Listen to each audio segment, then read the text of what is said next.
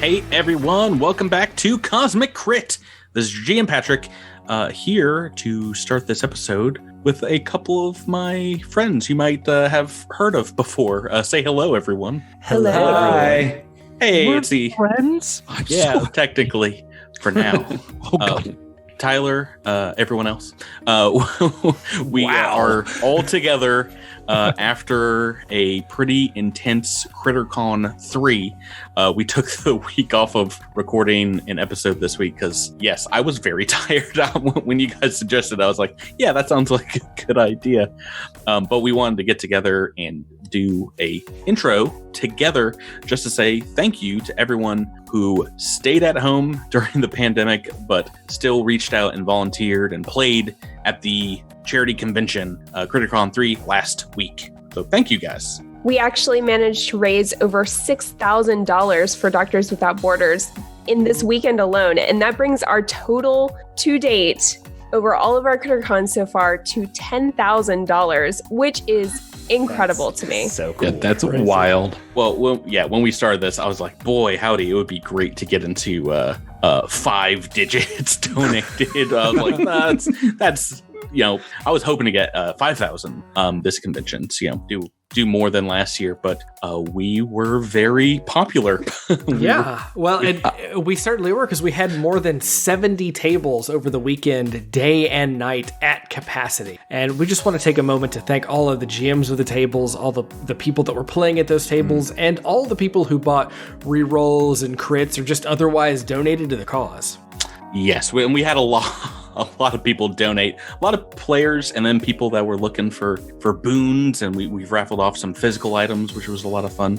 I was going to say $10,000 is a lot of rerolls. It went very, yeah. Well, we used a lot of 10 of them ourselves. We were rocking into it. And on top of all the rerolls, we streamed for over 7 hours last weekend, including raising money ourselves, playing Starfinder Society. And of course, we're going to thank everyone that came out. But a special thanks to Hillennial's Wraith, who donated a crit fail to Patrick that turned his natural 20 into a natural 1. That brings a joy deep inside my ventricles. One and all. I keep thinking of that moment and Alindra getting to turn, or me, Rebecca, getting to turn that into a crit fail right at the end of combat. It was very exciting. Yeah, that's why that's not a rule in the regular campaign. We're never doing that unless it's for charity. Well, speaking of charity, we want to thank every single person that donated this weekend. But special thanks to our donors Loam, Tim, John, Gerald, Landon, Metamom, our friends at Norse Foundry, and Southern Tomfoolery, another Starfighter podcast we've talked on the show before. Yeah, so they're, I think right about now, are finishing up their Against the Aeon Throne playthrough. But they were nice enough. They couldn't play this weekend, but they donated along with a lot of our super Crittermanders out there, I would call them, who participated and donated last CritterCon and knew they were gonna, save up for this CritterCon too. Some really big donors, spent more money than I did personally. Although at the point we're recording this, there's still a couple items that we had, and I might be donating too.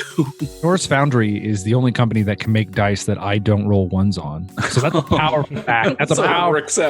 Can we get them to make some digital dice?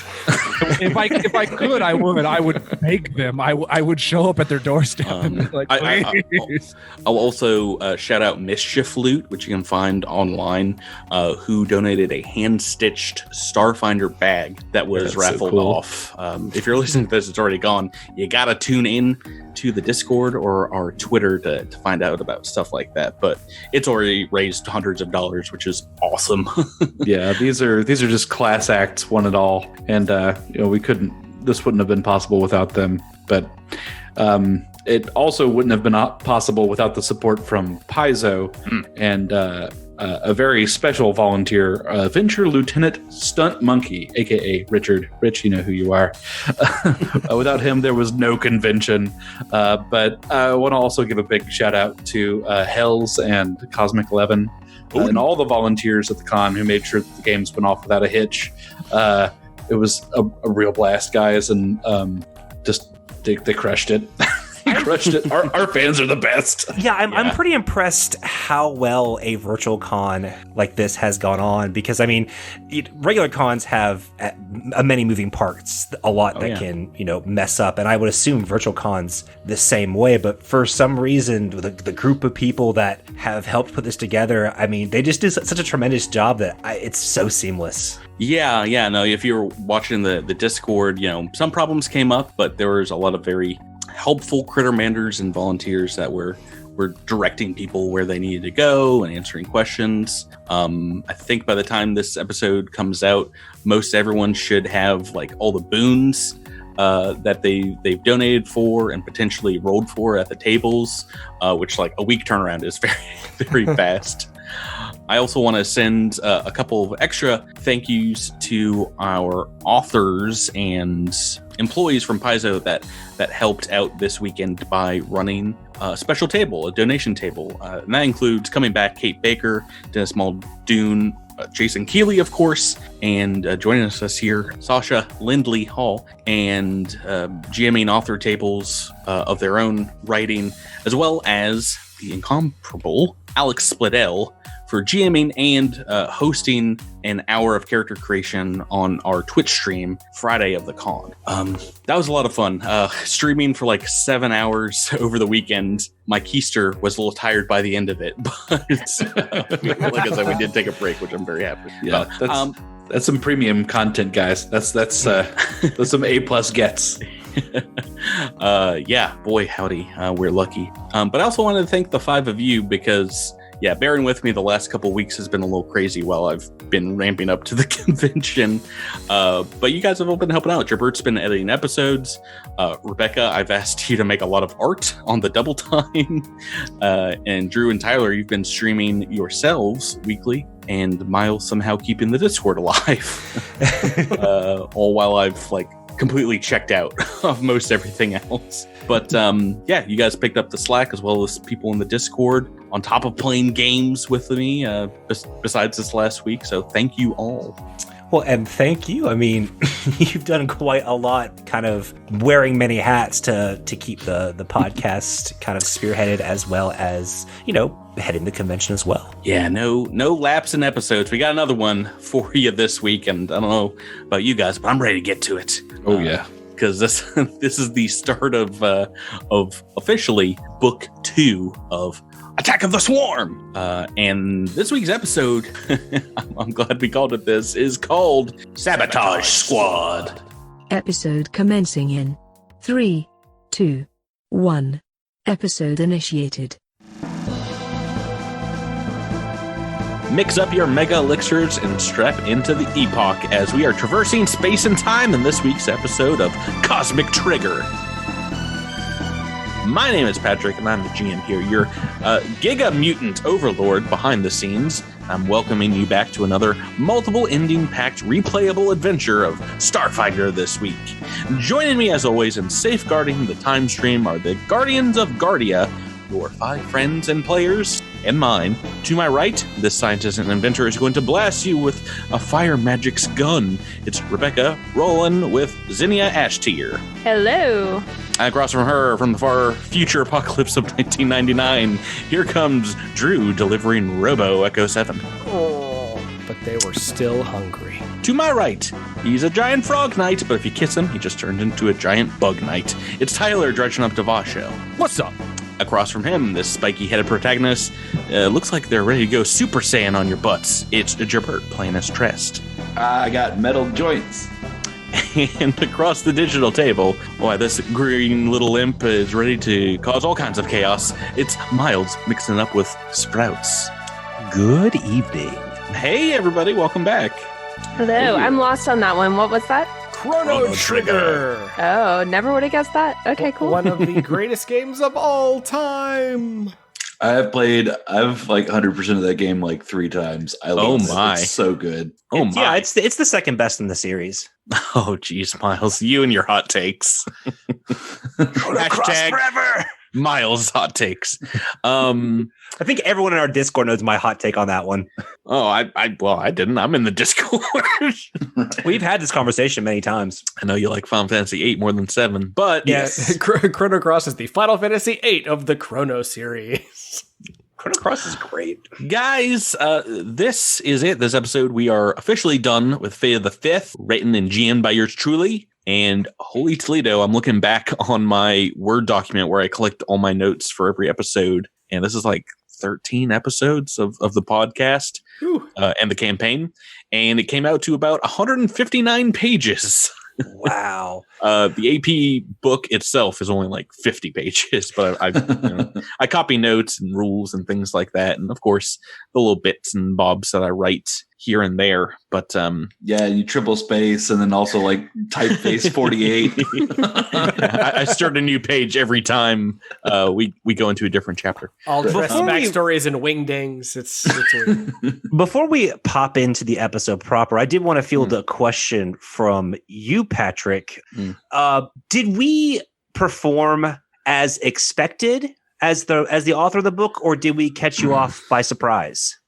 Well, you can definitely hear our thoughts on that when we do our postmortem of the episode. But in general, I was expecting someone to die in part one, which we've talked about before, just because it's so brutal. And it's not one of those things like having more players makes that part easier. It doesn't scale with more players. It might make it more hard, because you might have to spend some more of those resources. But yeah, in general, you guys did pretty great. And one of the things I enjoy about actually running the game is you do throw surprises at me I didn't expect, which I'm sure we talked about in that postmortem as well. But yeah, I had a blast. And as I said, going into this campaign, I think every AP volume after the last gets crazier and more fun. Like, I mean, I had fun. I hope you guys had fun this first book, but I think book 2 is more fun than the first one, and 3 and 4, and they just kind of spiral upward in the fun ladder. But yeah, let's get into it. Let's get into episode 132 and book 2. This is written by Mara Lynn Butler, and it's called The Last Refuge.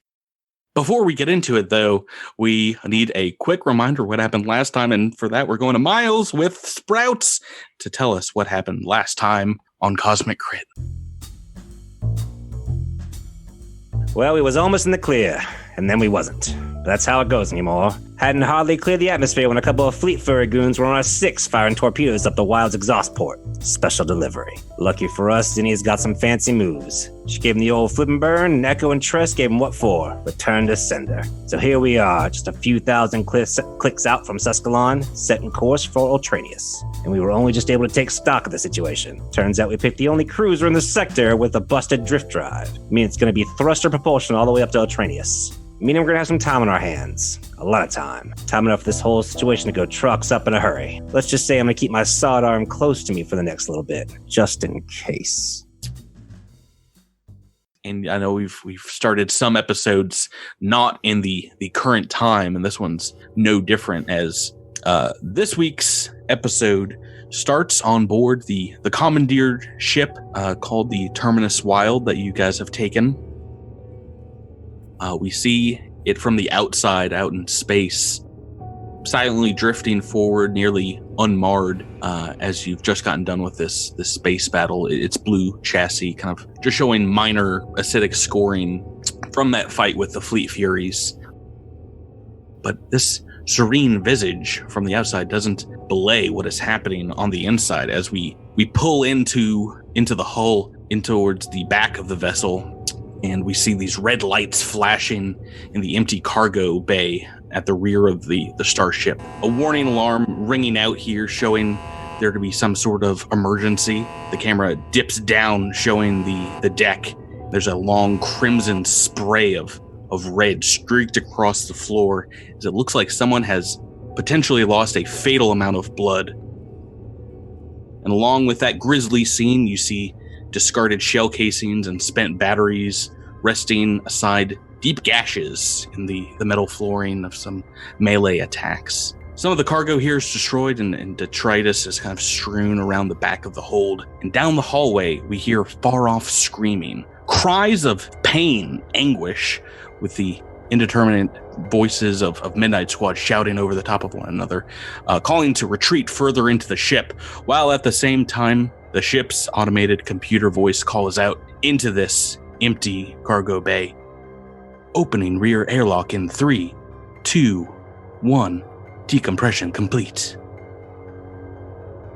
The scene fades to black, and the next thing we know, we see you all calmly working on the bridge of the Terminus Wild. The title card for this week's episode pops up, and below it, 3 words. It's not the normal 3 words you find here on Cosmic Crit. For these 3 words, read 12 hours earlier.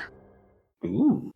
Trest, you shake off this kind of feeling of impending dread as you bring up the feed to the cargo bay, and you just see some of the evacuees kind of walking around there silently, bringing their baggage towards the front of the ship, towards some of the rooms. You guys have made it successfully off of Suskelin and through the dead zone of ships that were not lucky enough to make it off the planet. Last week, we set course for Ultranius, the next closest planet in the system, and nearly minimum amount of time it's going to take to get there. It's going to take 3 days with Zinnia's plot coursing. And I didn't purposely tell you about this, but indeed, you're going to have some downtime during this travel, and I wanted to use the new rules in the character operations manual. I don't know if you've read them. You don't have to have read them, because I didn't necessarily want you to pick based on some of the rules that go along with that. I just wanted to, in general, hear what you think your characters would do if they have, 8 hours a day when they're not tending to the ship's needs in downtime. So yeah, we're a few hours outside of the planet, and you guys can make decisions amongst yourselves. Do you want to take shifts to watch the bridge? Does anybody want to take a rest immediately? What are you guys thinking? I think Devasho's going to sleep for about 12 hours. Because he needs it. Yeah, I think I could stay up for a little bit longer. I think Trist is going to go downstairs and check on some of the evacuees, make sure that people have supplies, and just sort of do a security sweep of the decks. Yeah, no, we didn't talk too much about it, as that last week was some starship combat, but I think in that last combat in the hangar bay, Devasho probably took the most damage, having gone down. Is anyone else really hurt or into HP damage? Nah, feeling pretty good. Echo 7, Zinnia, what do you guys want to do? I think Echo 7's going to stay on duty for a little while, totally focused on the task at hand as he pulls up whatever new media he can get from the infosphere now that they have gotten out of the swarm reach for the time being. So he's going to be about 60-40 attention-wise on what's going on in the real world. Rebecca, Zinnia? Yeah, I think Zinnia would sort of go through for a walk through the ship, see what spaces might be useful for a makeshift lab, do some research on some of the samples that she's procured, and maybe even talk to Xantos to get his help on finding a good spot for us. You mean your new boyfriend? He's not my boyfriend, okay? Somebody ship it! Somebody ship it! And you put that Loachwort, amazing Zinnia. Xantos Loachwort. It looks like me with 10 years, some weight, and like after a bender. Honestly, it's Carl from Aqua Teen Hunger Force in a suit. Let me just remind all the players what Xantos looks like. Here's a close up. Oh yeah, hey Fryman, you got stuff all over my ship here. It's rugged. Ladies go for that.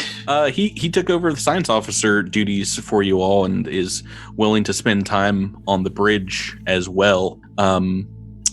Besides, he mutters something about his own research that he has down in the hold. But what about Captain Sprouts, Miles? Sprouts, I think, is going to sit in the captain's chair for a little bit, kind of taking everything and keep an eye on Xantos and some of the new crew and passengers that he doesn't know yet. He's kind of taking inventory of everything from the captain's chair, maybe get himself a nice whiskey neat, and record the journals that you have been hearing for the last several episodes. This is where he's had time to do such a thing. So these have been the captain's log this entire time.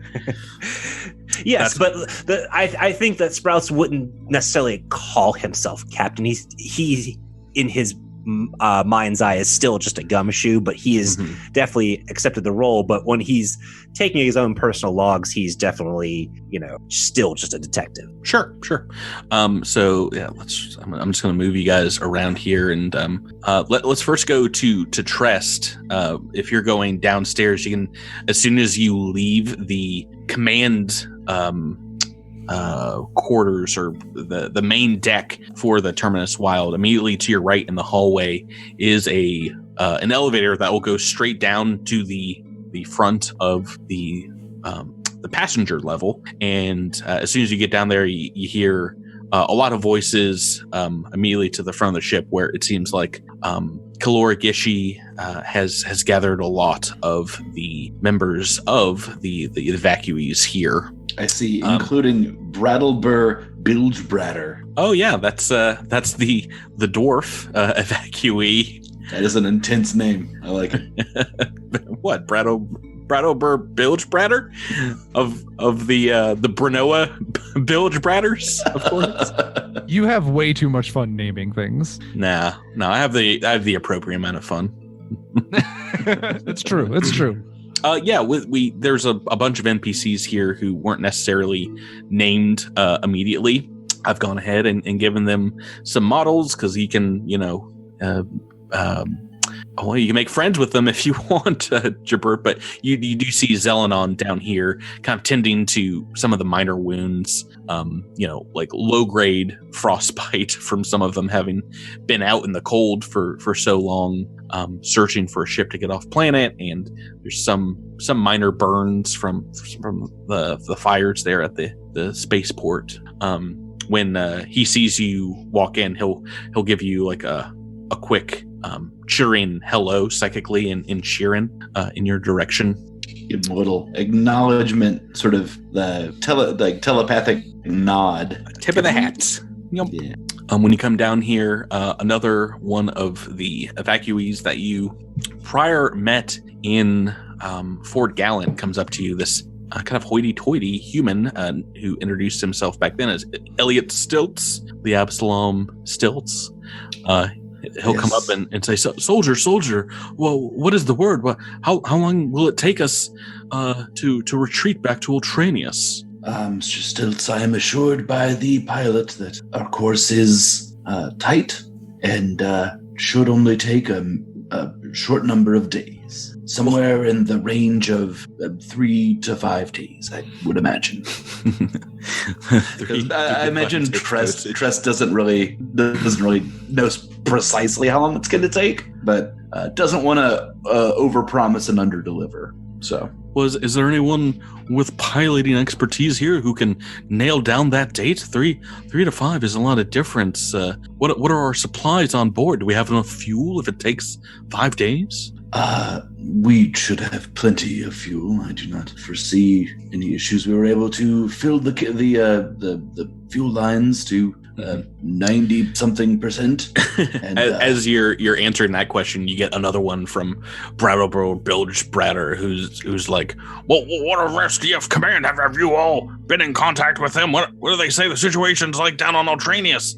Is Susclin completely gone? Have the evacuation stopped? And then like 3 or 4 other questions come all at once, and Kilgore Geshi will step in and like try and calm everyone down and allow you to answer questions one at a time here. Yeah. I'm trying to hold up my hands and just sort of trying to like soothe people telepathically in the meantime. But this little small female Trenier will indeed walk up behind you and questioningly say, "Quonk." I'm sure they're fine. Quonk. Quonk. Yes, evacuations were successful, and we, as far as we know, we were the last team out. As you saw, the Rio City was empty, and I am sure that means that everyone else made it out safe. They kind of wander away going like, Quonk, quonk, quonk. Kalori Geshi comes over to you and says, do you speak that one's language? I wasn't sure. I was not able to find anything in my computer terminal. I almost certainly do not, but perhaps I can help. And so I sort of walk over and I offer a hand to Lil Happers. They put up a flipper. Flipper. Quonk. I sort of take the flipper and I quonk. And then let's say I'll like mind link and just like dump like 10 minutes of information, just like, I mean, it's sort of only a one-way communication, but I'll just be like, look, I like, but it's like you can just sort of like communicate regardless of language. So I'll just be like, look, we're all safe. Everyone in Rio City, we believe, is safe. We should be there safely within just a few days. We have plenty of food right now. We were all carrying rations and such, and so. While this is going on, and you're just like silently holding flippers. So it takes one standard action to do this ability. So so it's one standard action, but it's like you're having a 10-minute conversation. So so I'm just gonna take her hand and say quonk, and then turn back to the group. As you do, you see a Zelenin kind of stroking his antennae mustache off of his face and looking at you a little curiously. But we'll leave the scene now as you do get some more questions, kind of pelted at you in a calmer method here. I'm gonna lay out like a bulk's worth of rations on the table. Just food always sort of helps to calm things down. So. I forgot you have like all these, I have a ton of rations. All this rations. Yeah. It's my mom's secret recipe. Right. It's my mom's favorite hardtack recipe. There's a couple of downtime possibilities for this first day, where you're just if you're spending multiple hours here, one of which is lounge. And you're spending the day kind of a little easygoing in these luxurious crew quarters with the evacuees. So the next couple hours, you're maybe like showing them around and getting people set up here. Tomorrow, the next day, you gain a temporary hit point. Actually, temporary hit point equal to half your level right now. That is 1. And you also get a +1 morale bonus on your first saving throw attempt for the day. Let's go to our captain here, and you just want to stay on board the bridge here, Miles. Yeah. Through all of our different options here. The one that most kind of like fits the action of staying will, for downtime, be maintain readiness. You keep a watchful eye on your surroundings, preparing for the worst, hoping for the best. I mean, that sounds like Sprouts. So you're monitoring the ship's scanners. You're kind of watching for trouble. If you are interrupted during this time by any form of combat, including starship combat, if someone comes at you, you get a +2 circumstance bonus to the initiative check or the piloting check to determine turn order. Oh, cool. So this basically means like you're not having downtime. You're just like ever vigilant, right? For your time here. Great. Let's talk to Xenia. Rebecca, do you want to take a look around the entire ship for space? The most immediate one that you've seen as you walked in here is there is like water supply and things like that in the crew galley on this level where we're here on the map. It's a fairly small space that is like both eating for the crew of the ship as well as like a small kitchenette. Is there perchance a locked cabinet in this room? That's something you can probably engineer fairly easily if there isn't. Okay. For just in case I want to store any, samples while they process or something without anybody finding them. Pretty hilariously, there is a downtime activity called Analyze Sample. I think I'll do that. Yeah, well, I'm trying to like conform based on what you guys said you wanted to do to these activities. So you spend a day, or the majority of the day, analyzing the physical samples of creatures or materials. You learn about the creature as if you had taken a 20 on a skill check to identify it, and basically have that information. And for each consecutive day you spend on this activity, you get a +1 circumstance bonus to your engineering or mysticism or life science, what have you, check to identify those creatures. So you can basically just study multiple days in a row. Is that dice roll? Yeah, at some point you rolled a dice. And Yeah, then it just went through on my roll 20. That was like 10 minutes ago. That's hilarious. Weird. Yeah. When you click back to the window from a different window, then it's like, okay, now I'll animate it. Tyler's straight up been reading manga in like another browser this entire time. I open up Zoom over roll 20. That's hilarious though. Sorry about that. It's okay.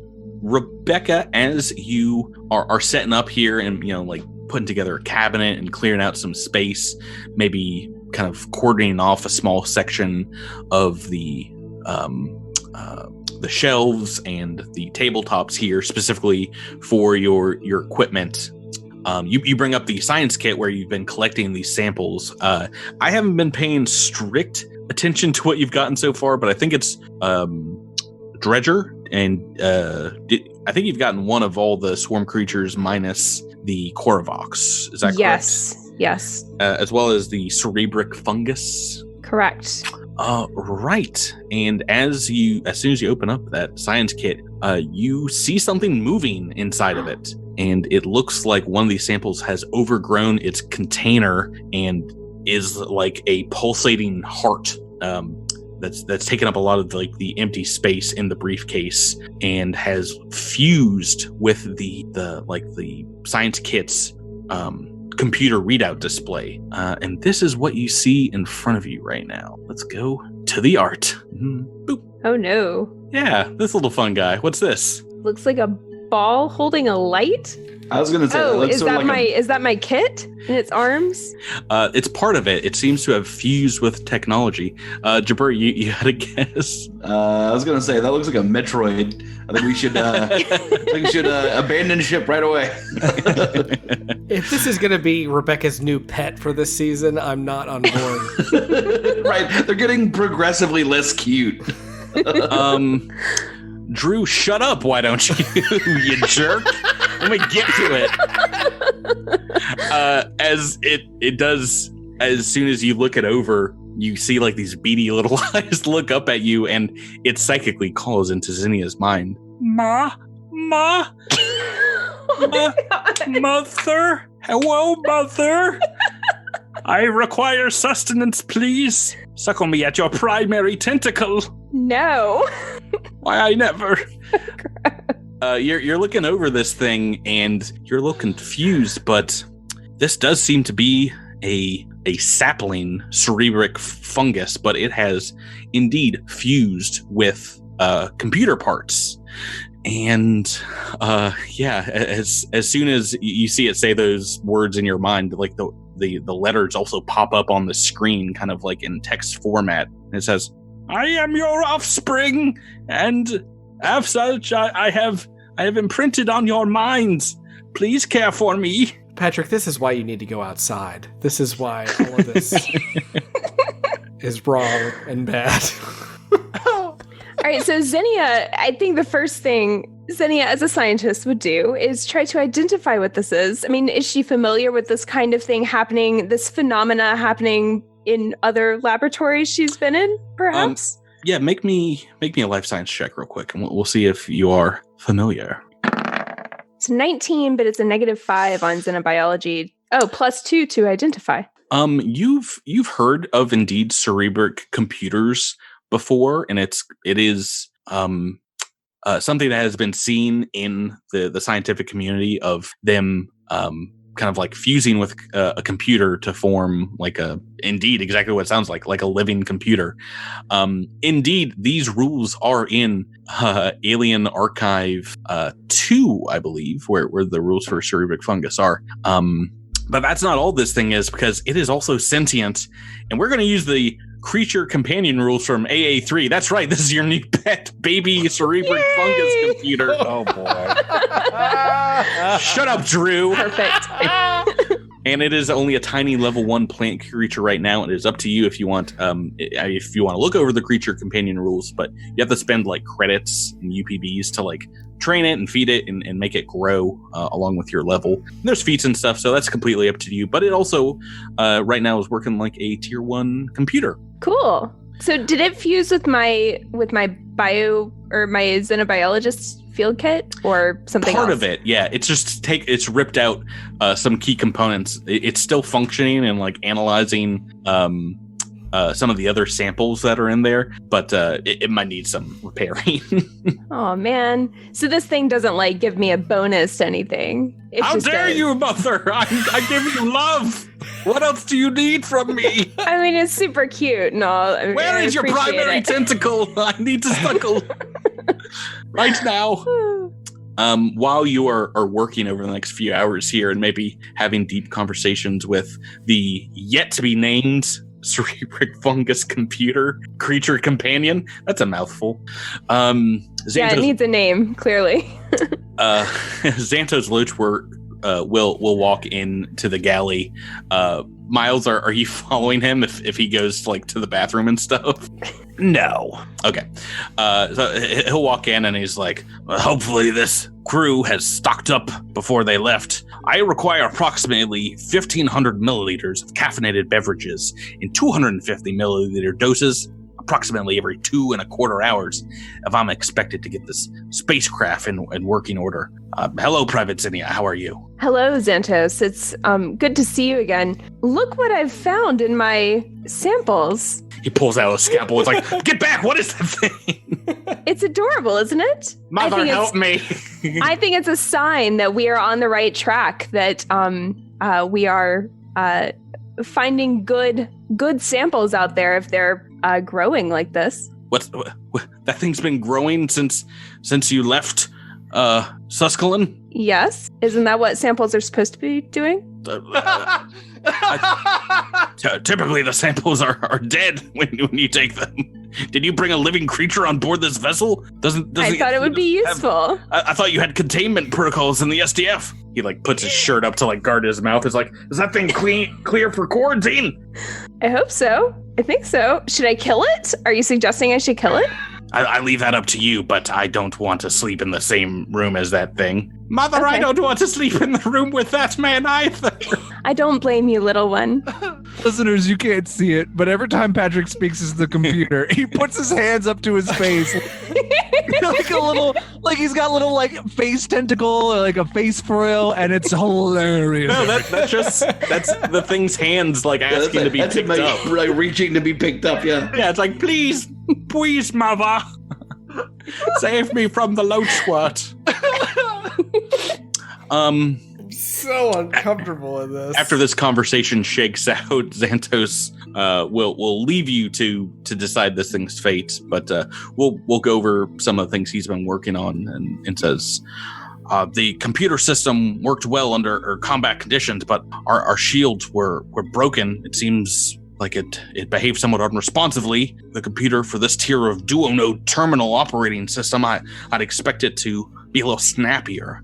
And I wanted to speak to you about this, Zinnia in particular. You all dragged on board an inoperational star drive, correct? A drift engine? Correct. I think we should spend some time trying to revive it. I agree. Perhaps you and your team should focus your efforts on getting that operational while I monitor the flight deck. In case we run out of fuel or something happens to our conventional thrusters, it'd be prudent to have a plan B in place. I agree. It's a good idea. So you'll tell your Marlowe of this plan?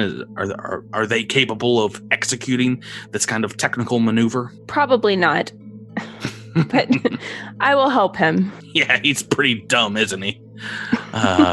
Anyway, I hope that I can figure out whatever's happening aboard the vessel and get back to my own scientific experiments when I have any spare time.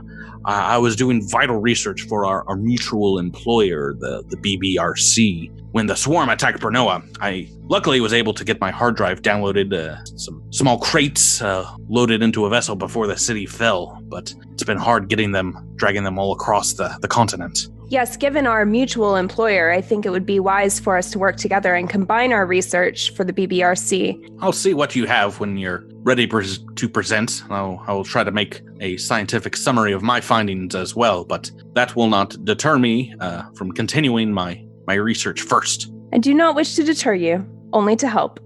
Excellent. Okay, but thank you. He doesn't understand kindness, and he's drinking a lot of caffeinated beverages. I will kill him with kindness. A lot of caffeinated beverages. He drinks like 3 Red Bulls while he's in there, so he goes to the bathroom after that. Let's move on to our good friend Tyler, who Devacho is indeed just gonna sleep. Tyler, I mean, that's all you're gonna do. Yeah, immediately. No resolve, no stamina, and 11 out of 24 hit points. My boy needs rest. Boy. Well, there is a downtime thing called convalescence, where if you are severely injured or you're suffering from afflictions, you can take bed rest, help speed your recovery. And not only is it like a 12-hour or like an 8-hour normal rest, but you have to spend the rest of the day kind of stationary, if not sleeping, refraining from any kind of strenuous activity. But you recover double the amount of hit points with the normal rest if you want to do that.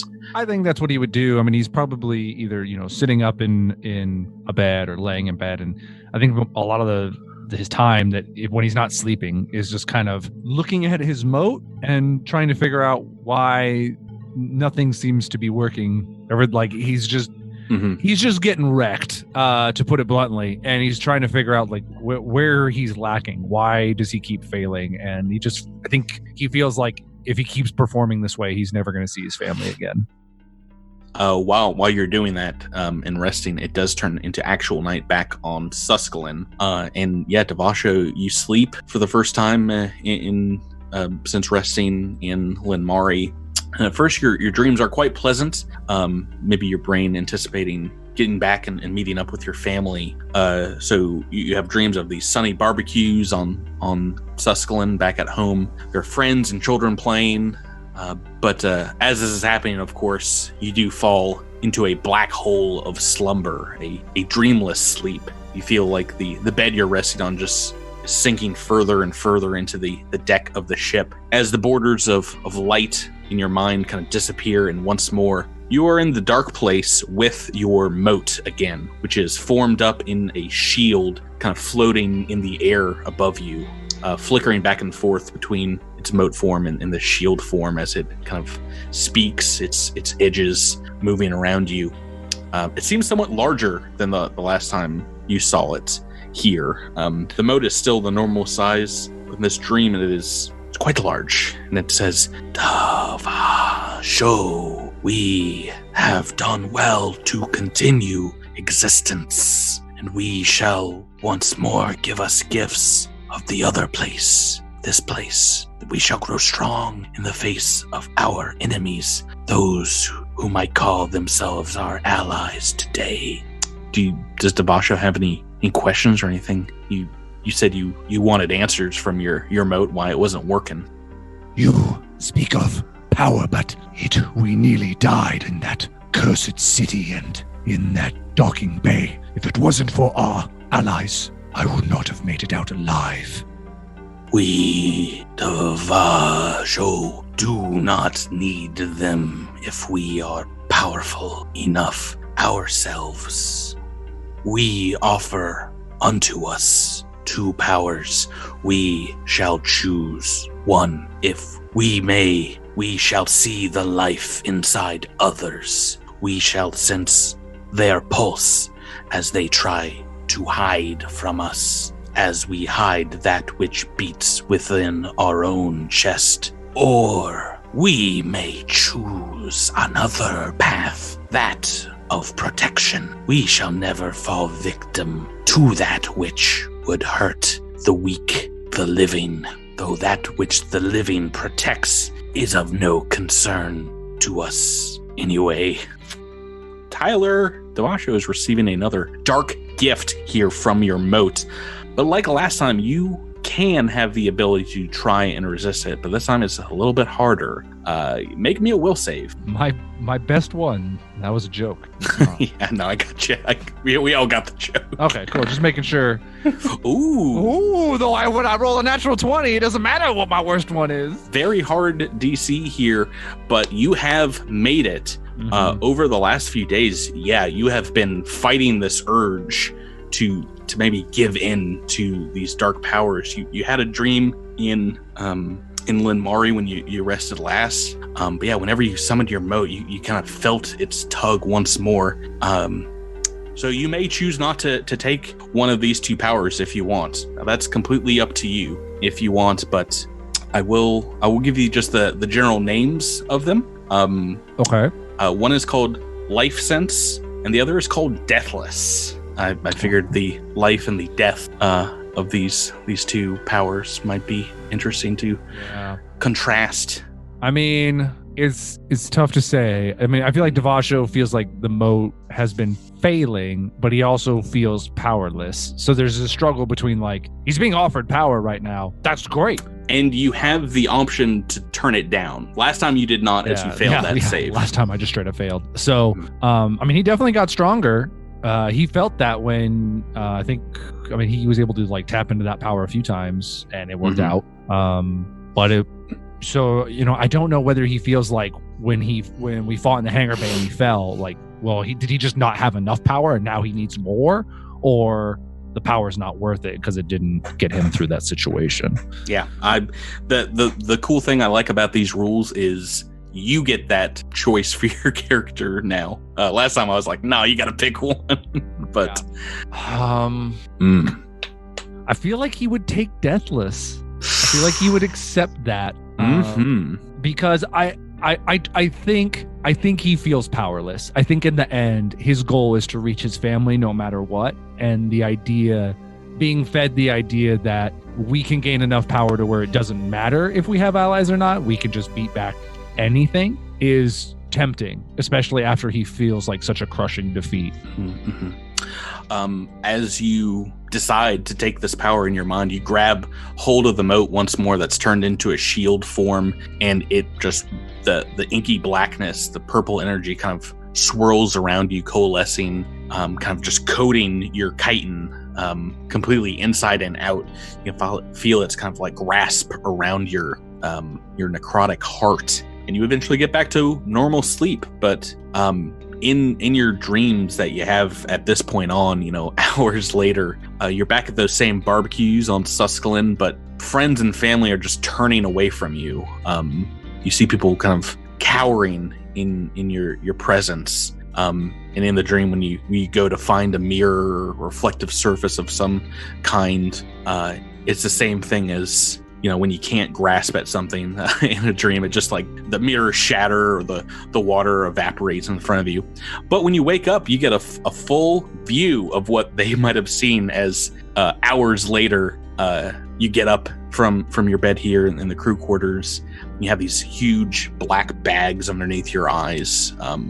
Your eyes have kind of darkened in color a little bit, and you see on your shell what looks like small lesions appear. These like little bubbles, imperfections, kind of beneath the chitin. Some of them you can feel depress a little bit. Some of them kind of crack. And you feel tired. You've been asleep for hours now, but you still feel tired. We spoke about this slightly in the previous book when you took your first power, but this rule set is part of the Shadow Corruption rules and the Signal of Screams AP. But these ones are a little different. I don't think people out there have gotten Deathless before, as these are indeed some brand new ones created specifically for you, Tyler, from our good friend Jason Keeley. Aww. Jason, thank you. Oh, no, you don't want to thank him yet. No. Oh, curse you, Jason. Why have you done this to me? Wait until you see some of these. You thank him for the Paragon choices, but you chose Renegade, friend. Once this AP is over, we'll hopefully we can release some of these because they are amazing. But in the meantime, we're gonna run from here on out the Shadow Corruption rules just like the rules dictate. This is technically a disease that is propelled by your this form called necrotic corruption.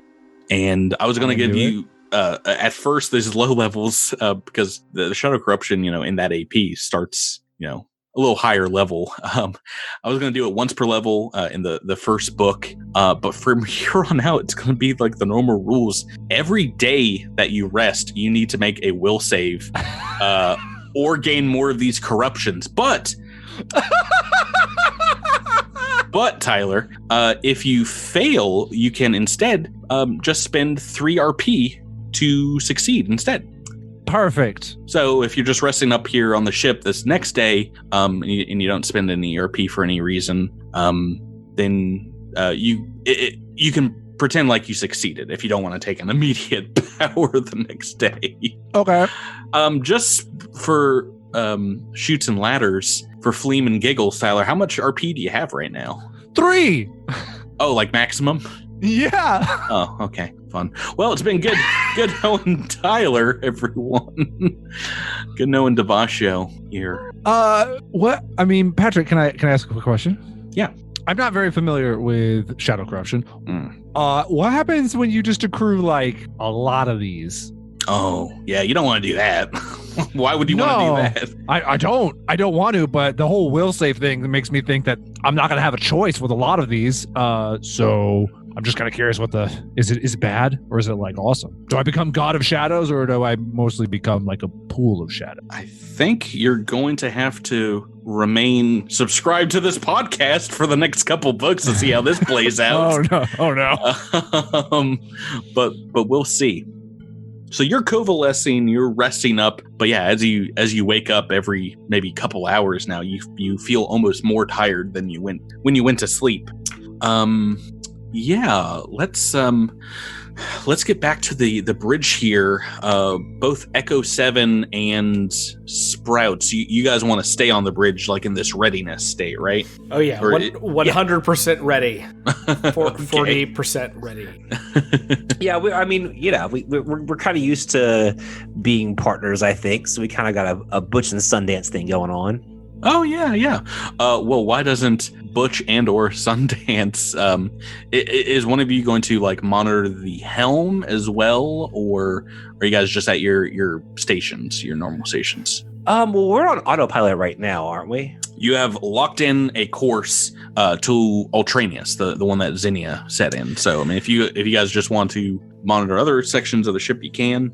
Yeah, I mean, my piloting score is not bad, but I mean, there's no need for it right now. So I'll probably monitor I will probably monitor other stuff right now. Just kind of mostly sitting in my new chair, but keeping an eye kind of on things every few minutes. I'll kind of do a little walkthrough. Okay. Why don't you both give me a perception check for like basically your shift, watching the ship.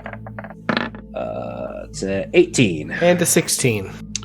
Excellent. So, I mean, it's pretty quiet. Most of what you can tell is the evacuees like go down after a couple hours. They are sharing quarters and have set up in these 2 kind of regal estate rooms on the lower deck. Multiple beds and are splitting time on some of the beds down there. Some of them have taken up there's these large couches and like recliners here in the observation deck towards the front of the deck. And yeah, you can monitor them. Most everyone's asleep, and it is a quiet shift up here aboard the Terminus Wild until, of course, Xantos Lochwork comes back to the bridge, and he is constantly making like slurping sounds from he's got like a big gulp going on here, and might have brought some snacks back. He does not offer you, and he's working kind of furiously at the science officer station. As he does, he'll call you over, Marlowe, at one point, and say, please report over here to the science station. What is it, Mac? This is a priority 1 alert here. Do you see what I'm reading on these computer readouts? Is that a computer's check? Yeah, sure. It's a pretty easy one, so maybe a DC 10, just to... All right, 25. Yeah, so you can tell exactly what he is worried about. The computer is reporting that there are multiple glitching systems in the ship right now, both life support and the thrusters. He says, the computer here has been giving me some trouble. I don't know if these are accurate or not, but do we have any kind of engineer on board, someone that can take care of this?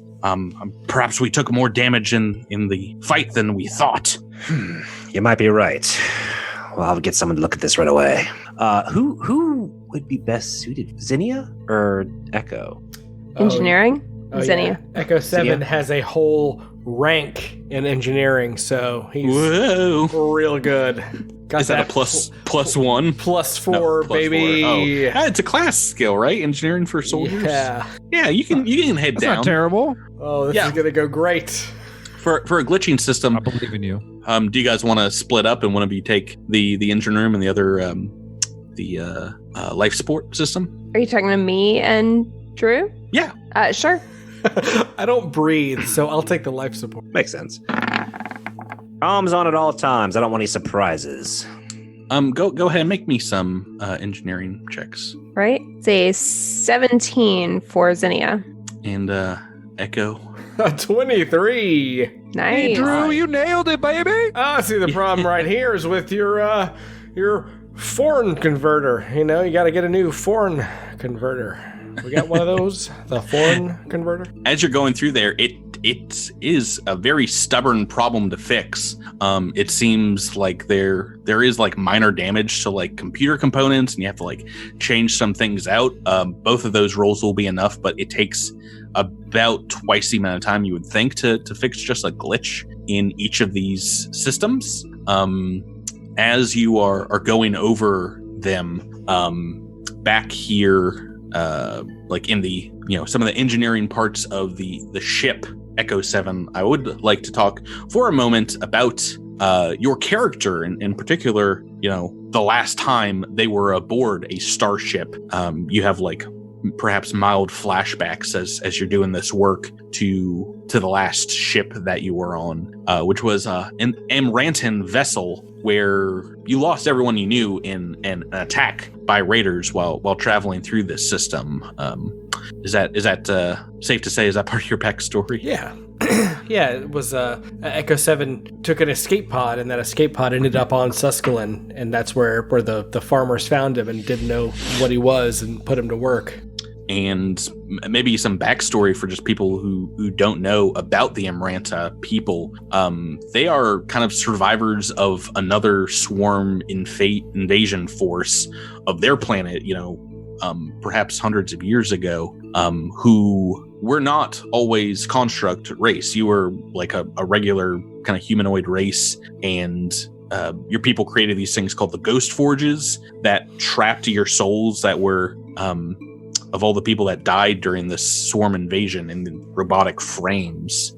How do you think Echo 7 is taking being back on board a starship and having lost another planet, perhaps, to a swarm invasion? Well, the swarm invasion is kind of interesting because the soul forges were all constructed before the gap. So yeah, that invasion may have happened well before recorded history when all that happened, and so part of that is ancient history repeating itself. It's almost like something he's seen in a movie that he's now living through a little bit, which is kind of jarring in a certain way. Echo 7 talks a lot about movies. Do you think he kind of sees his own life through that frame as well? Is he watching the destruction of his former vessel like it was something that happened on the silver screen? That's tough to say. I think that for a time he probably did. I think he retreated into his online media a little too much after that, to the point where some of this stuff, he never really dealt with what happened to him in that time. And now that he's back on a ship, he's back in space, he's been confronted by violence and war, that some of these things that he kind of ignored and pushed down and repressed might start bubbling back up to the surface. How long did you serve on the crew of this other Amarantan vessel? Were these people that you knew your entire life that you lost? I'm sure some of them had to have been. I don't know. I haven't really put the thought into each and every one of that crew. There is something. I mean, there is something to be said about Amarantas, that when they die, though they don't necessarily. Well, their soul gets captured by the Ghost Forge, supposedly. Yes, again, and to be. They come back and they don't remember anything about so there might be something of a past life, maybe, but that's all. It's a little similar to androids in the way that they're, they do have souls as well. But unlike androids, Amarantans were supposed to retain their memories. Like, you're supposed to just go to the next metallic host, but at the very least, if that happens, you don't remember being in a host before. You don't remember your life on Amran. But what you do remember, maybe like a movie, is the nightmare of your former vessel. As you're doing this work here, you might get glimpses of just like snippets of memories you are not sure are movies or your real memories. Life on Amran. You kind of feel the process that captures that soul inside a Amarantan chassis. But in this kind of like dreamlike state, you're thrust back into the engineering bay of your former ship, the Geisthammer. There's a flash of light, and suddenly you're back on the plains and fields surrounding Rio City on the corporate farm. But the sky here is a different color, and there are two suns in the sky above Susquehanna instead of one. All of a sudden, you're in an action war movie. Snap back to the battlefields around Bernoa with ice sticking to your chassis, dredger claw marks on your backside. A grenade explosion goes off, and the next thing you kind of experience is standing in a vast, quiet desert. Something you've never seen before in real life or in movies. And it kind of just seems to stretch off into every direction, just like into eternity, with these waves radiating into the sky above it. And something about this sky here, a night sky, doesn't seem right as you watch the stars kind of flit about across the cosmos like small insects. And it's in that desert that you hear it, a very familiar but far off voice just at the edge of your auditory consciousness, but also your memory. And in the distance, you see a figure standing amongst the dunes, a black speck on the horizon, but when they speak, their voice is just whispered into your ear. And whatever this is says, "You can find me, Echo, if willing, for you're the key to the return, but you must be willing to suffer the desert."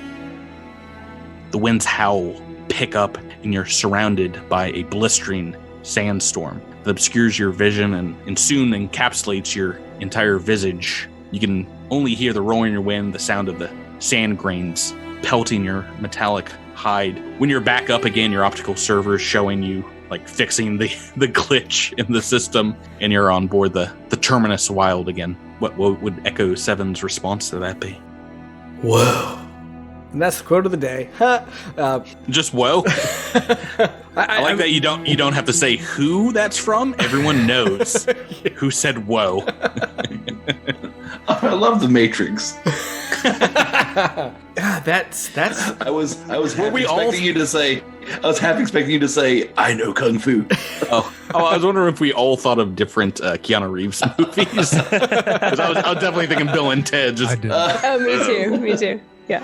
I was going for the Bill and Ted, yeah. Although Matrix might have been. I got into a weird performance space doing that. That was interesting. I haven't done. Can we link into our show notes just a supercut of Keanu Reeves saying "whoa" in every single movie he's been in? That's a lot to take in. While you are out, Sprouts, maybe taking a look at the rest of the command deck, checking in, you see Devasho kind of like restlessly sleeping, and Zinnia working at her new computer station here. Xantos calls you back to the bridge, this time over the ship's comm unit, is like, Marlowe, back to the bridge. Low priority alert. Priority 3 alert, we'll call it. I'm already getting sick of this guy. As soon as you walk into the bridge, he's like, did you see it? See what? The lights here are flickering. We have major electrical problems aboard this ship. I don't know what to... I mean, they were going on and off like someone was playing a prank on me. Well, if you take into consideration maybe somebody is playing a prank on you, the solution is typically the right one. Are you playing a prank on me? No, Xantos, I am not.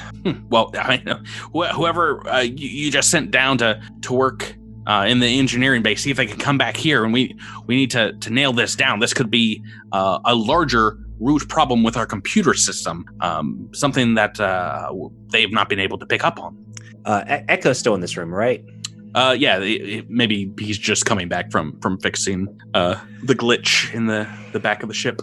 Look, you see the tin can over there? It's a buddy Echo. He can probably sort out your computer problem. Xantos. Echo 7 gives a half-hearted thumbs up. Bink. Does that make a metallic sound? With a little winky face on his LED screen. Echo has the same enthusiasm for this this chore as Sprouts does.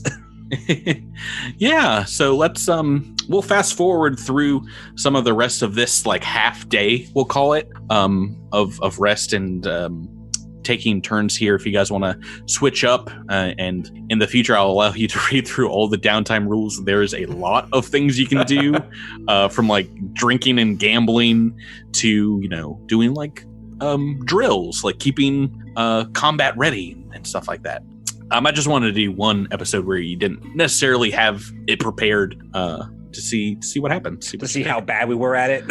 Well, the character operation manual has a lot of options. I didn't want you guys to be like overwhelmed, like, oh, I'm going to do this one day and this another. Well, now we have a baseline about how bad we are. Well, I think it's just okay. It's pretty good. I think you picked some pretty good choices already here. But yeah, let's fast forward a bit. Does anybody else want to take time on the bridge while Echo 7 and Sprouts can take a rest or do something else like the following day? Zinnia can man the science officer or engineering if that would be useful right now. Mm-hmm.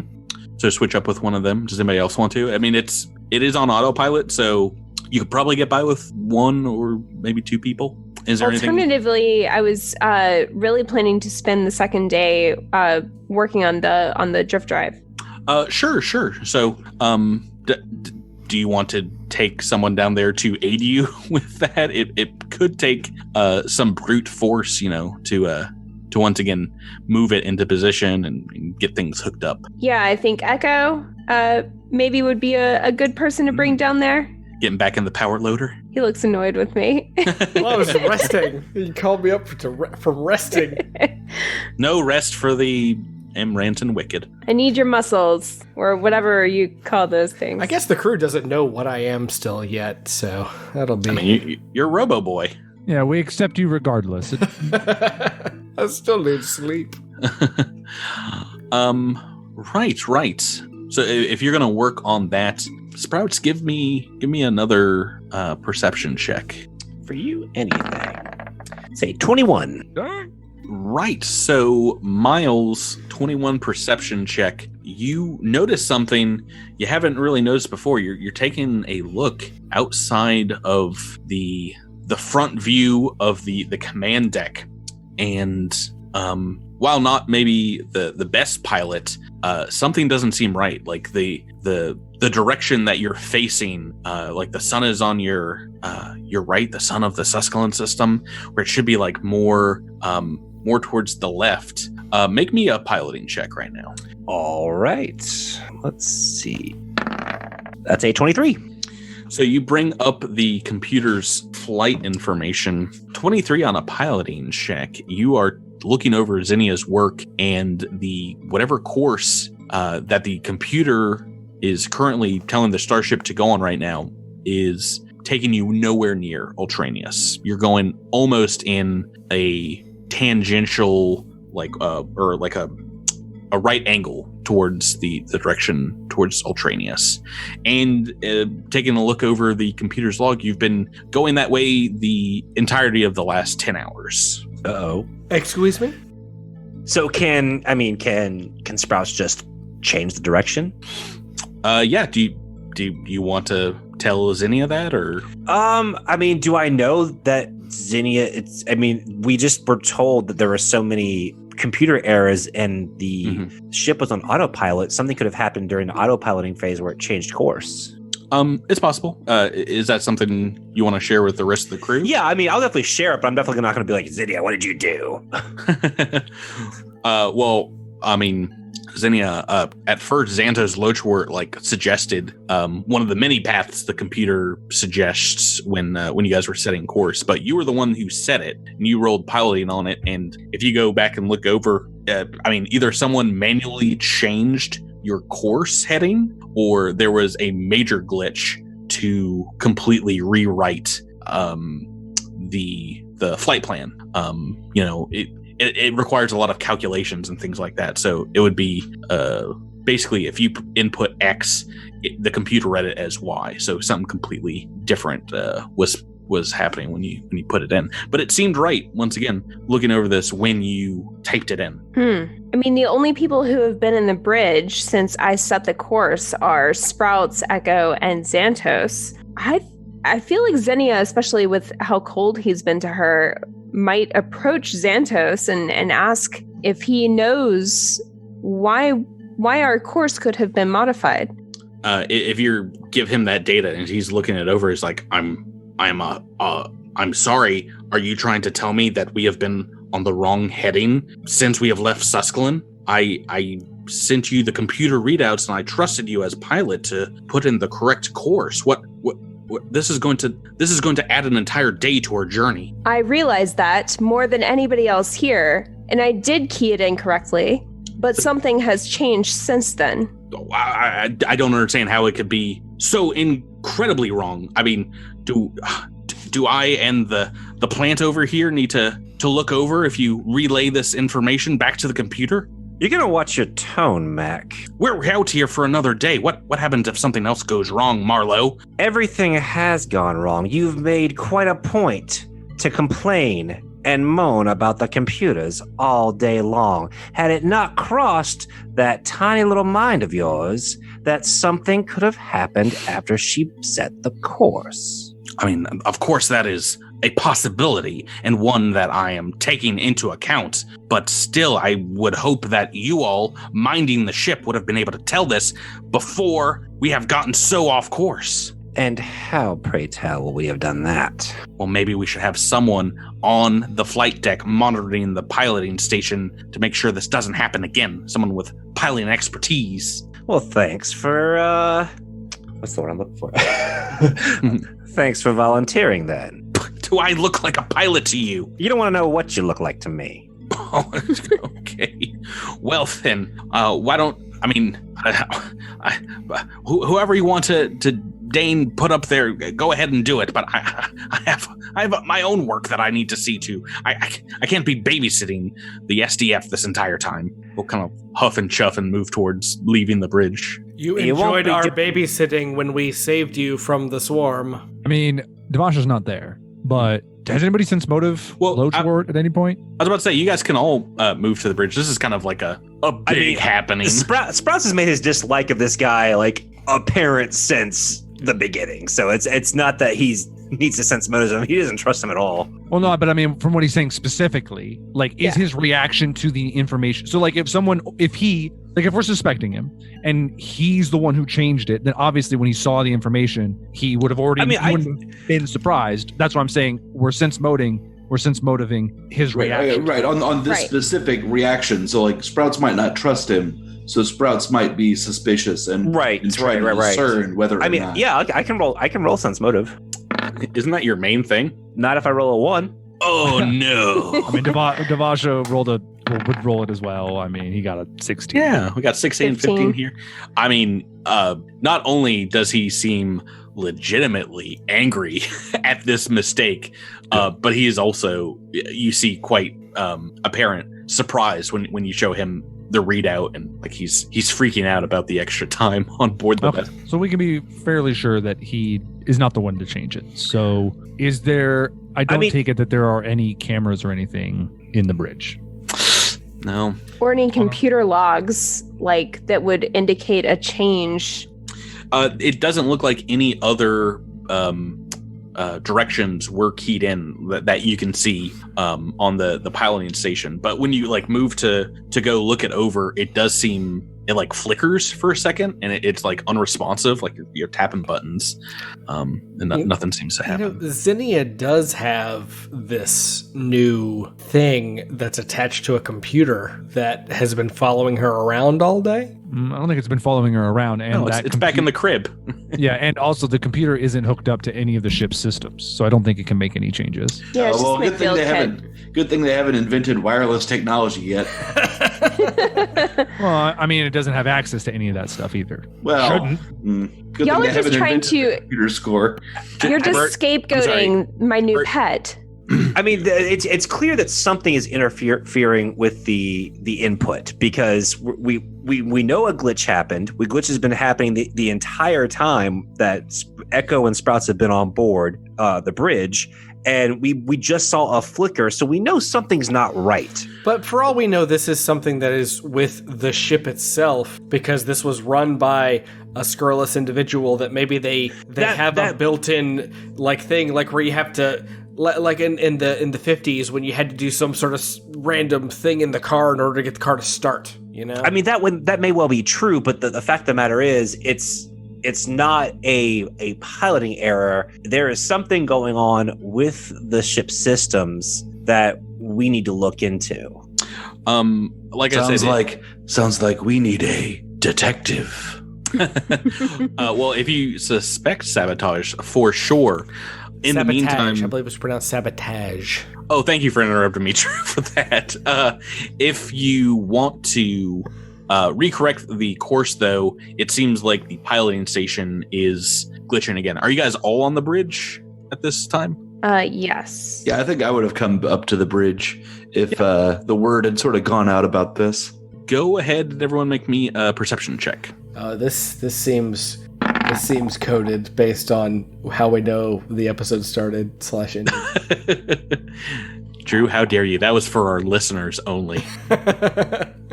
So look like highest here is a 21. Is that right? Okay. This is glitching out. Who wants to work on the console here? And does anybody else want to go anywhere else on the ship while this is happening? Because this might take some time. You mean to correct the piloting course? Correct. I can do that. Do you want help with it, or? I can probably handle it alone, but if anybody wants to stay behind, you can. Who's our most charismatic person? Got a Devasho? I think it's a depends on how many skill points either Devasho or Sprouts is put into there. The reason I say that is because I noticed that Loachwort has moved away from the bridge, and if he's angry enough, I think we've cleared that, man. But what do you suggest? He's mad and talkative, and if he goes down to if he goes down to 2 forward and talks to all of the rest of the survivors that we have. 2 forward, shut up, Drew. I like 2 forward. That's a deck 2. I got it. that could pose a problem for us staying in control of this ship.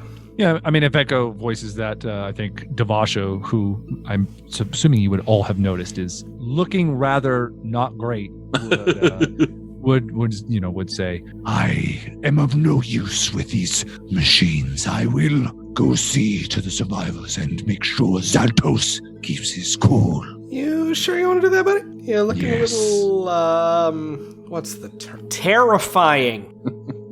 I think as he's like, he like, because he doesn't really operate anything well, so he like hits the button on the door as he's leaving, and he just like looks over his shoulder and maybe says something like, I've evolved a little. And then he just kind of... That's something that creepy people say. That's not a thing that normal people say. Why would you say that? I don't know, Drew. Maybe because the darkness is coalescing on my soul. And anyone else want to work anywhere else on the ship while this is happening? Or does anybody want to stay on the bridge specifically? Well, trust Zinnia, I guess is what I'm asking. I mean, we've got to, at least my perspective is, we sort of have to trust Zinnia. You've worked with her for a week.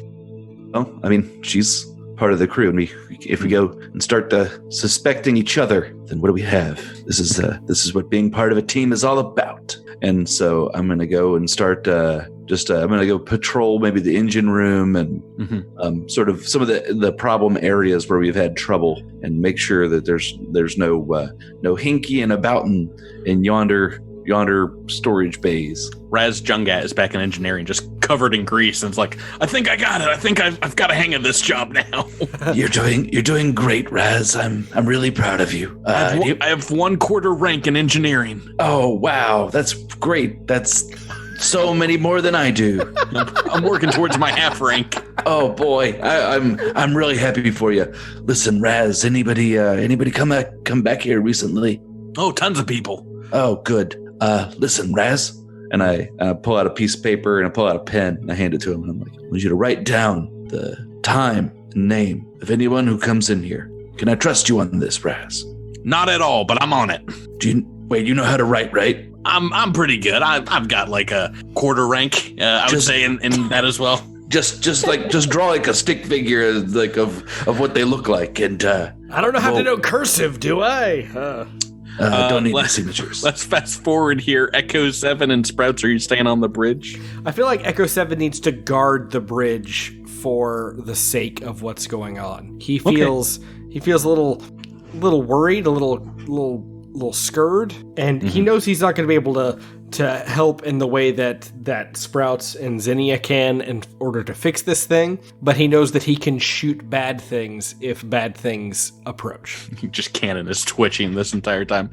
Miles, Sprouts staying in the captain's chair. At this point, you've been up for like 20 hours or so. Yeah, but I can help Zinnia with piloting if she needs it. Well, this is first going to be engineering to fix the console. Oh. Any ranks in that? Yeah, I got 3. Oh, okay. Well, why don't we roll that first? You do your aid, and then we'll get your roll, Rebecca. I'd say you match on 20. All right, so aided.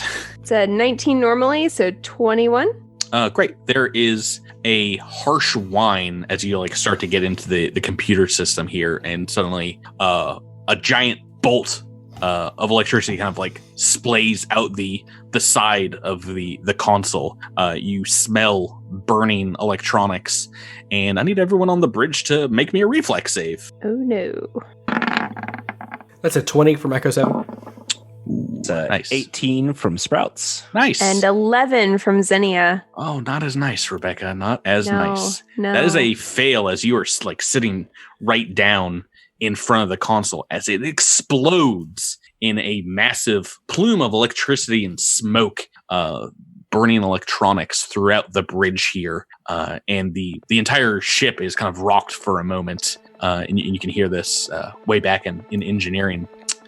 So 11 is a fail, and the other two, Drew and Miles, you have succeeded. This is some electricity and fire damage coming your guys' way. Not to Sprouts. What? Why not? Evasion.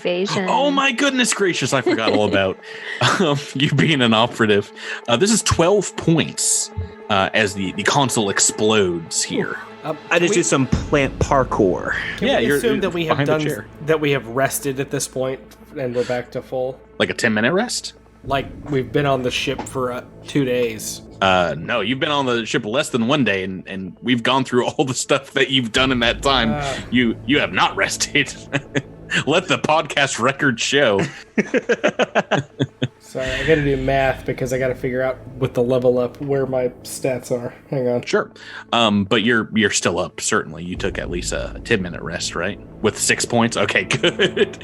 How's Zinnia doing after that blast? It hurt, but she was at full SP and HP, so she's all right. There is indeed like automatic fire control systems that come on board. There's like the computer sends out the warning alarm, like, fire in the command deck, fire in the command deck. I have a fire extinguisher. Can I pull it out and start spraying? You can start helping with that as well. And maybe a moment later, Xantos comes running out of the elevator. Devasho, do you think you'd be running back to the command deck as well? Trest? Oh, for sure. Sure. So you get back up there and Trest? Yes, absolutely. It does indeed seem like everyone's safe, everyone's okay, but this console is pretty fried. It looks like there is a huge electrical backup in the system. Something terrible went wrong here. Xantos comes in and is real confused as he's looking over this and says, this is exactly what I'm talking about. There's something simply maddening happening with this computer system here. Well, we need to shut this entire system down, shut the computer down, and do a complete diagnostic. This is what I was telling you, Mac. You wanted to blame my pilot. I told you something was going on here, something screwy. I mean, the lights are flickering. I've seen them. There's sounds throughout this ship. There's probably a reason this was stuck underground in a hangar bay in under Rio City instead of flying about. No one's arguing otherwise. But we're here now, so we should probably figure it out. I was just down on the deck, and some of the evacuees down there say it's ghosts. There are no ghosts on this ship, I can guarantee you. There's some poor maintenance issues, which is why this thing was grounded. Well, we should figure it out before we all become ghosts. You guys can rest back up here.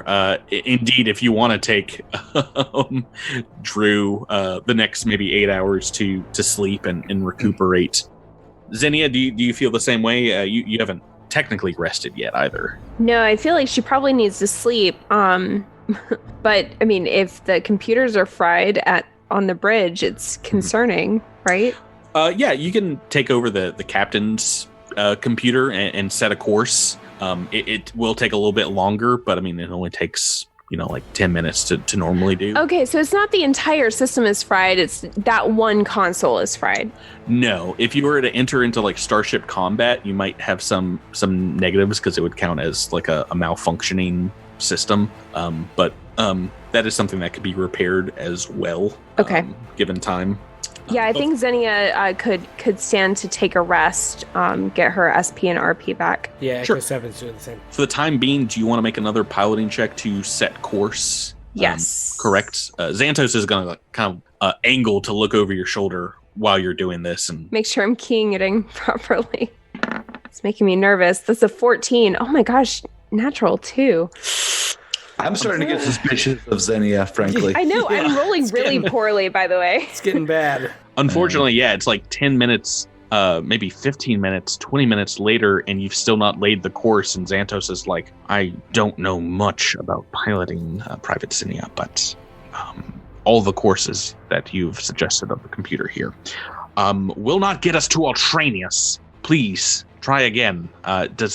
He asks around if anyone else can like help out. Sprouts, I think I'm getting tired. I'm going to go rest my eyes. Can you take over? Will do, Wings. This is indeed a DC 15 check, so you're like very close. Good luck, Gumshoe. Make me a piloting check now. This is a 90s TV reference right here. We've got the Wings, we've got... That's a 19. All right, so that'll do. Xantos kind of like looks over your shoulder and is like, someone has the wrong job here on the ship. Perhaps you should be the pilot. There's nothing wrong with Xenia's piloting. I should know, because I'm Sprouts Marlowe, plant pilot. Oh, Lord. Pilot investigator. He like kind of like nudges you and says, listen, Marlowe, I know we've had our differences over the last few days here, but I understand you might be suspect of me having just met me, and I understand I have a grating personality. But listen up, I don't think you should trust these teammates of yours. Who knows what is happening on board this ship? But if Xenia did key it in incorrectly to begin with, perhaps you can ask if she has some kind of reason to stall us out here in space and stop us from getting to Ultranius, or maybe someone else on board. You say you're an investigator, right? Sprouts just kind of gives him a steely look and nods. Well, do your job. You're part of the SDF and you're supposed to be protecting these people. And right now, they are in potentially a great deal of danger. If this ship breaks down mid-transit, we're lost while a war is raging on the rest of the system. No one's coming out for an SOS beacon well outside of any shipping lane.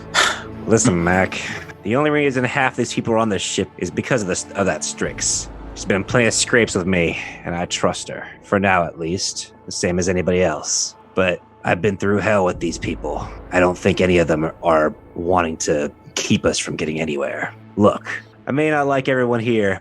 I want everyone to get Eltranius in one piece. On that, we can agree on. Capiche? Aye, Captain. I'm sorry. He will trudge off, going, his separate way here, and you guys can rest up overnight. Devasha will come up to Sprouts and Echo and say, I have had plenty of rest. If you wish to rest your eyes, I will watch over the bridge and I will keep an eye on the computer. Although, to be honest, I have no idea if I will understand what I am seeing. That's fine. I need to get some shut leaf. Thanks, Mac. Yes, Devasho, I will join you. I will help you maintain this course. Welcome to the night shift. Ba-da-ba-ba-da-da-da-da-da. This is just what my voice sounds like. I'm a little under the weather right now. Thanks, Drew. I appreciate that very much. Is this Jabert talking? I'm so confused. No, Jabert's gonna stand on the bridge, not Trest. Sorry. How does Trest know who Drew is? I have a lot of questions for you, Trest. There's a lot of meta commentary in this episode. It's cool. It's totally fine. Jabert, does Tress need sleep? Because have you rested at all? I am completely out of every single resource that I have, but I will stay awake with Devasho. Go to sleep. No, I'm not going to leave only one person awake on this bridge. You're bronking crazy if you think I'm going to do that. Then get Raz up here. Bring Raz up here. Raz, remember how I told you to write down everyone's names and draw pictures? Come up here and bring me those pictures. Raz hasn't slept either, though. He's been working the entire time, according to our meta commentary. Yeah, no, he hasn't been working that hard. Don't worry about that. He's definitely fallen asleep. So you guys, some of you can take a rest, but don't worry because about 2 or 3 hours into it, the ship alarms start going off as there is an emergency call from the cargo deck as the dwarf Brattlebur Bilgebratter of Branoa Bilgebratters indeed calls out and says, Captain, there's something here in the hold. We've got a major problem. Sprouts comes, running out. Mm-hmm. Are you rousing the troops? Oh, absolutely.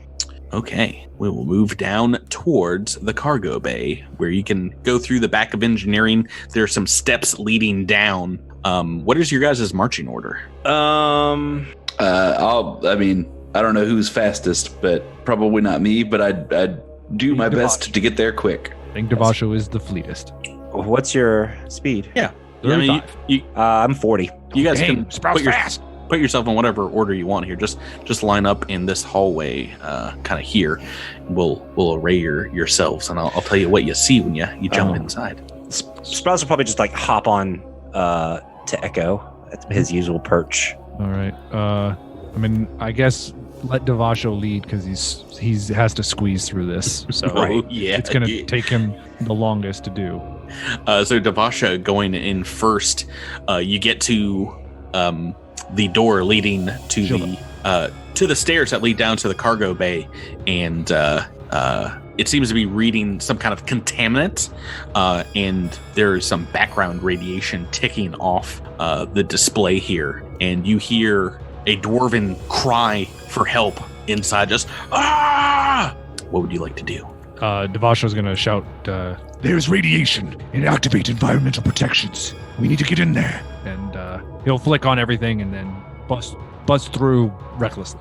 All right, so you're squeezing down the stairs, shield up. Everyone else, yeah, shield on, shield up, environmental protections on, the whole caboodle.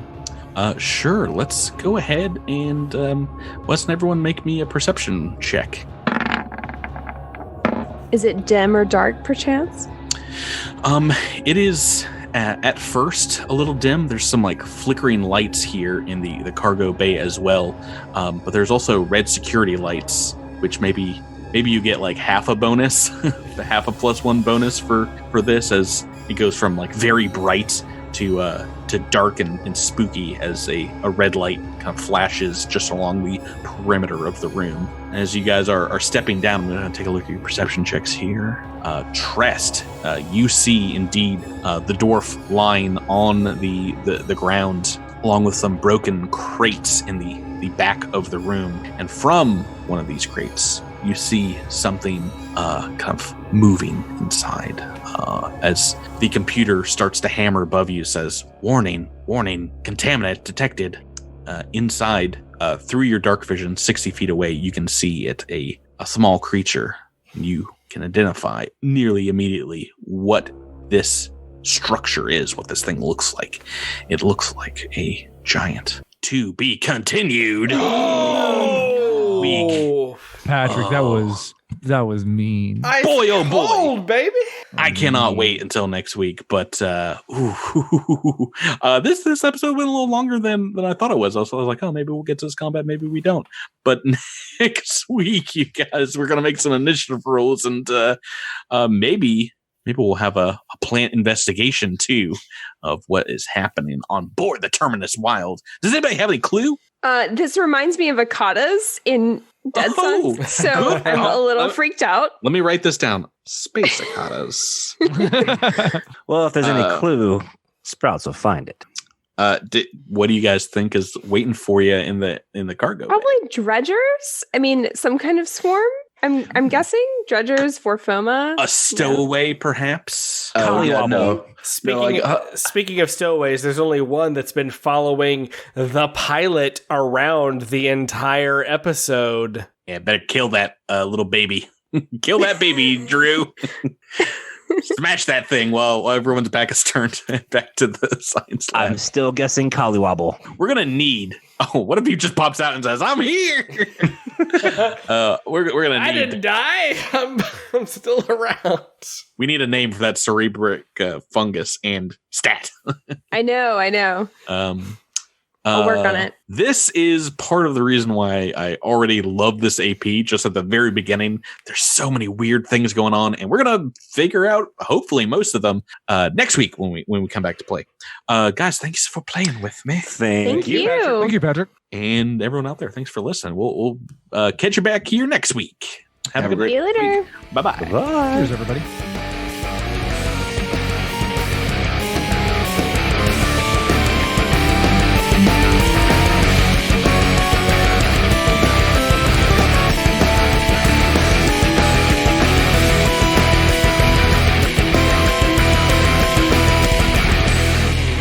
Thank you for listening to this week's episode of Cosmic Crit. This episode has been made possible through a sponsorship with Roll20 and the backing of our Critamanda fans on Patreon. Thanks again and have a great week.